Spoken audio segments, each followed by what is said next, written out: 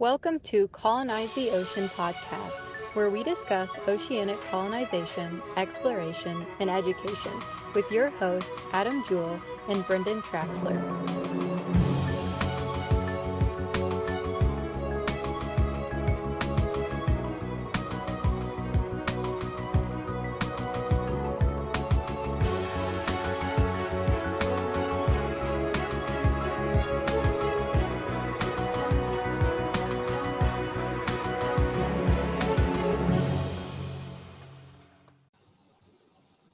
All right, we are back again with another episode with Babe over here, and we're going to be talking about Conshelf 1. Now, I know Babe's been doing some hard work on getting these videos ready for us and this information to us. So, without further ado, what do you got, Babe? Well, as you said, we're here to talk about Conshelf because if anyone doesn't know, there was 3 different Conshelf projects that were actually done. So the first one is Conshelf 1. Now, Conshelf is short for Continental Shelf Station, and that is what Jacques Cousteau, he's the one that headed up these Conshelf projects. And so the full term is Continental Shelf Station. Everyone calls them Conshelf 1, 2, and 3 for short. So Conshelf 1, the station, the project were experiments developed by Jacques Cousteau to prove the ability of humans to live and work underwater. These projects helped lay the foundation for modern day commercial divers, astronaut changing. There were environmental underwater experiments as well as human, physiological, and psychological experiments performed during these projects that the results are still used today. So just like we were talking about Tektite, is a very similar thing. And when we get to Sea Lab, it'll be the same thing. Everybody kind of had their hands in, getting scientists in there to study different aspects of how humans are going to react physically and physiologically or psychologically to being living underwater. So the Conshelf 1 station was sunk 32 feet in the Mediterranean Sea. And it was sunk 32 feet on purpose because Jacques Cousteau knew 33 feet, you've hit 1 atmosphere. So they kept that at that 10-meter mark, just above the 10-meter mark, to keep from doing another atmosphere. He was like pushing the envelope right there on that 1 atmosphere. I mean, exactly. He wasn't, like the Jules and stuff is, sitting around 27, but he's like, I'm gonna push it right to the edge. Yep. Because they were trying to prove something, and they did because, well, I'll get to that in a minute. The guys who stayed there, they stayed for 7 days in this underwater habitat, and it was Albert Falco and Claude Wesley. They lived there a week in 1962. They were called oceanauts then, and that's what we call aquanauts now. Now, I'll tell you while you're looking there, the one thing I like, because maybe off the subject a little here, but talking about 1 is, I don't think 1 gets enough love. Everybody wants to focus on 2 and 3 because they're bigger and they're more cool. But the one thing I like about 1 is it was smaller. It was that foundation. And, as someone who's working to build an underwater habitat, you got to have that first one, that baby, that foundation. And that's kind of what that 1 is. And that's what, so it may not be the best looking underwater habitat, but it was that first step that really set the foundation for all the other ones that have come since it. All the Conshelfs, all the Aquarius, Sea Labs, everything. So, it needs a little bit more respect. So, sorry to cut in there. I just want to put that out there.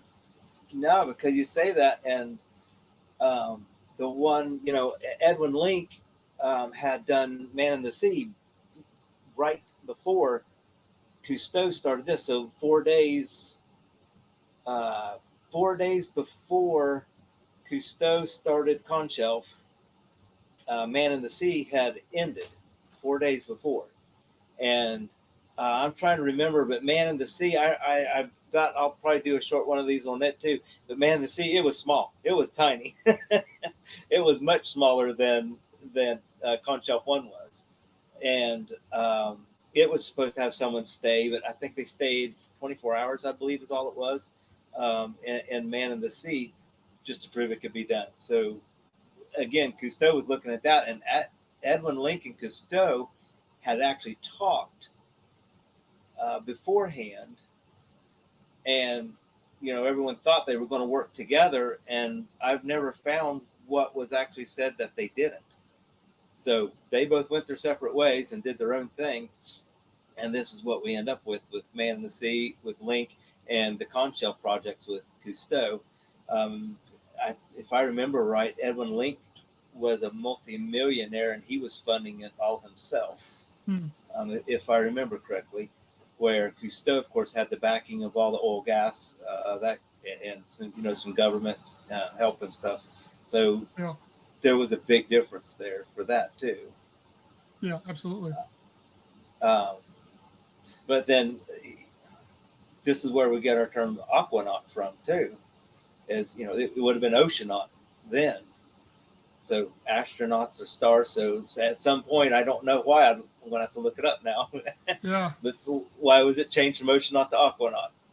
Right. I don't know. Unless it's to cover freshwater as well as ocean water. And before, back when I was younger and I was watching the PBS specials and so on, one thing I always remembered, aquanauts were the yellow helmets with the tanks all enclosed in that big yellow, in all yellow suits. I mean, it was like the coolest thing ever. It's like, I want that. I kept on talking about, had that headlight right there. I want that. And then you even look at like G.I. Joe, that their scuba divers were inspired by that too and stuff. That, it was the Deep Six or was wetsuit. He had a similar setup. So yeah. Well, I know we'll talk about it later, but I believe Conshelf 3 had its own. I think didn't they all wear silver? Like silver. Maybe. Everything was silver. Over silver, yeah. Mm-hmm. Yeah, if I remember right. Because Conshelf 2, it was black with yellow striping. Okay. On it. I remember that. But yeah. So the habitat the two men stayed in was, we were talking about size. So it was just under 17 feet long, 5 meters, and it was 2.5 meters wide, so about 8 foot wide. It was just a little over 8 foot wide. And that makes me think of the habitats you're wanting to make, right? Because length, I'm guessing 20, 40 foot. I'm not sure which ones you're wanting to go with, right? But that's roughly the same size. Yeah. It's going to be longer. Mm-hmm. And the thing is, I was screenshotting stuff on the movie Avatar. I haven't watched it forever. So I was like, well, the second one's coming out. I'm going to watch it. Well, I screenshot the inside of the mountain lab in the floating mountains that they go to, because it reminded me a lot of that's what it's going to be like inside of the habitats you're wanting to build, because it's roughly the same size. If you look at how they set up this in, these labs inside of these two container looking structures, and it's like, that's what it's going to be like. So I'll have to send it to you just so you can see what I was saying, but that's what it is. So, if you want to get an idea of the size of these things and what it would be like, watch the movie Avatar. There, James Cameron, I shot you a plug. Yeah, I mean, obviously we got pictures that we're putting up here of these habitats as you're describing them, stuff along those lines, but pictures don't always do it justice. So, right. To get myself kind of the idea, I have an uncle that I visited their place recently, and he had gotten a storage container and just used it as a storage shed sitting on his property. And so I was like, I want to get an idea because I'm just not around that stuff enough. So I just walked out there and walked around it, walked into it, and was like, all right, now it's now it's in my head, the Right. Yep. physical 3D idea of what space Yeah. there is to use. And talking about the Conshelf would be 8.2 feet wide. You get in there, that's how wide a shipping container is. So how much. Yeah. Yeah. There's more space than you think, but still, it's not huge. Right.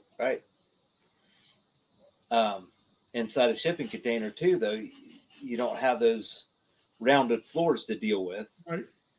You have a squared off, so you have that space there that you wouldn't have had in that cylinder that they were in. True. Yeah, very true. But these guys stay that it was outfitted really well for such a small size because it had a small library in it, bed, television, even radio, which in those days you think radio and television isn't anything like what we have now. Yeah. And to get that down to underwater, that was pretty amazing. So when I say all this about underwater, Jacques Cousteau had the Calypso, his ship, and that ship worked as the base station to provide all the needs to all the Conshelf projects. It was parked on the surface. It was the generator, the air supply, anything that was needed, the ship provided it. So know that too, because that has changed so much for what can be done these days with today's technology. Is just amazing. Right.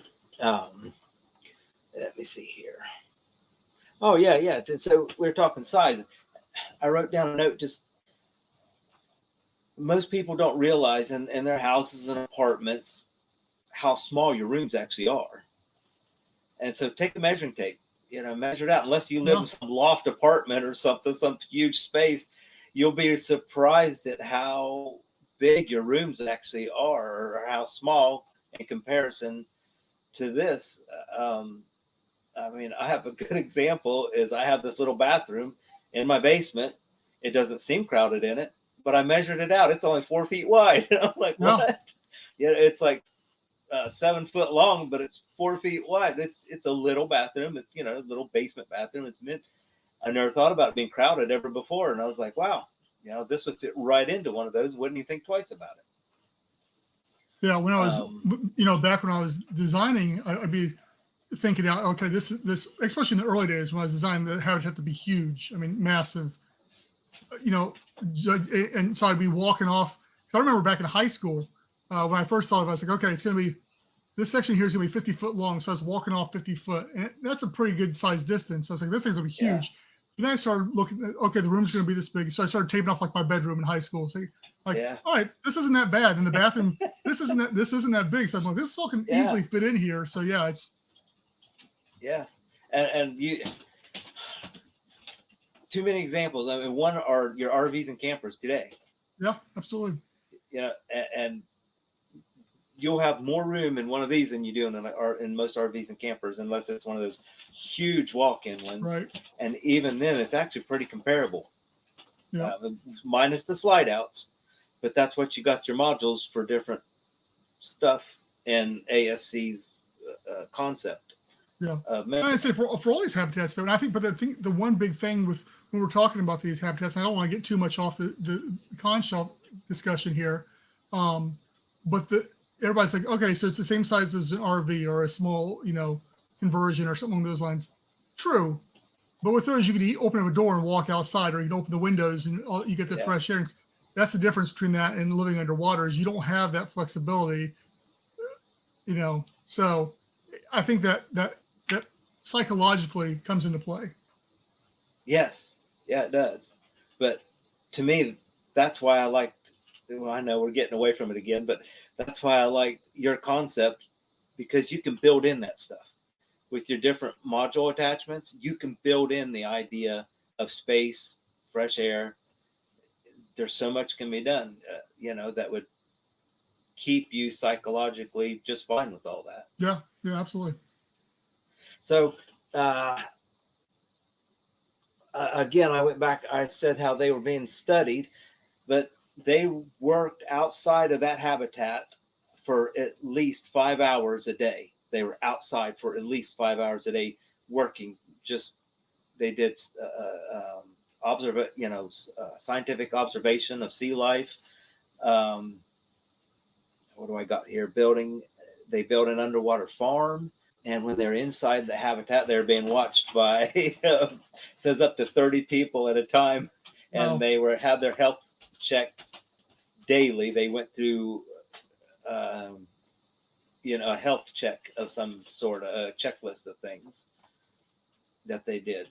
I mean, we look at that now, being able to go stay at Jules or, divers go down to Aquarius, along those lines. It's not a big deal. But back then, I mean, they're setting the precedence at that point in time. So they had no idea what this prolonged exposure, working outside all day, they coming inside and all that was going to do to them. So, I mean, yeah. I'm sure they're being overly cautious, but at the same time, I think they're trying to get data off of it too.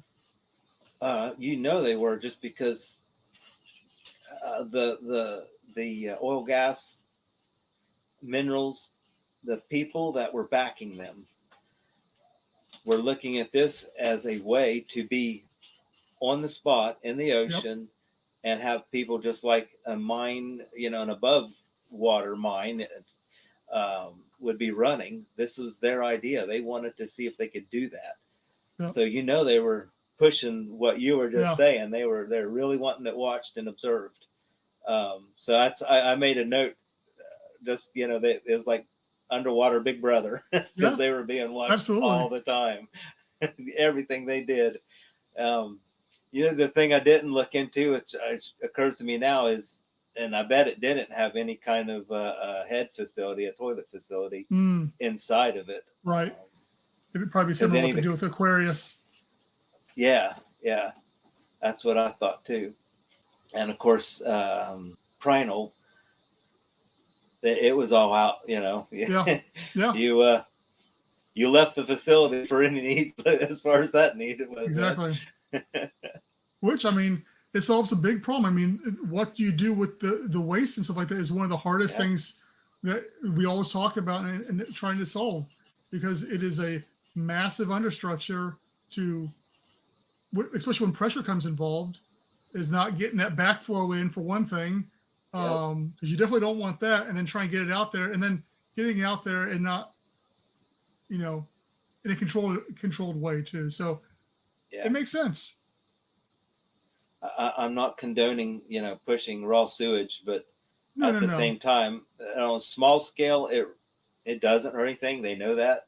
Yep. But when you start large scale, then you're making big problems. Yep. Exactly. So we can't have 100 people going out there under a little dome and use the bathroom out there. So have like the Roman toilet facilities out in the street, Yep. No, I don't think so. But that was Conshelf 1. It was small. It was a start. It wasn't as small as Man and Sea. And I know you have some pictures that you'll be able to attach, so people can get an idea of just the inside, what it was, kind of looked like, which is pretty cool. We'll go on to Conshelf 2, and it'll show you where they went with the info they got from Conshelf 1. It kind of exploded. And I think anybody who's watching this already knows enough about Conshelf 2 as far as images and stuff along those lines. So I'll be curious to see what you come up with for that one there. But yeah, I look forward to that one. So for anybody that's watching this, if you're catching this for the first time, hopefully the second one's uploaded by that point in time. If not, you'll have to wait and see what Babe's got in store for Conshelf 2. Thanks a lot, Babe. And thank you guys for watching.